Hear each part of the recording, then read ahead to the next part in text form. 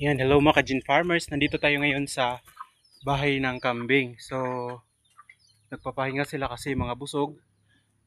Kasi kanina nagbigay ako ng kumpay. May isa nagpakita na manganganak siya today. So, pinaano ko muna, nayan ko muna para matapos ako sa pagkukumpay. Tapos, nag-inject na rin ako ng vitamin sa ating mga babies kasi pang 15 days. Ini-injectan ko sila ng B-complex. Tapos pang 1 month din habulan din natin ng B-complex. Tapos ngayon, hanapin ko dito yung kambing ko na umiire.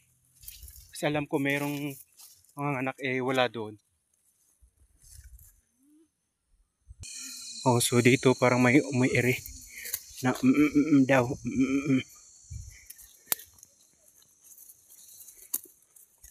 So ayan.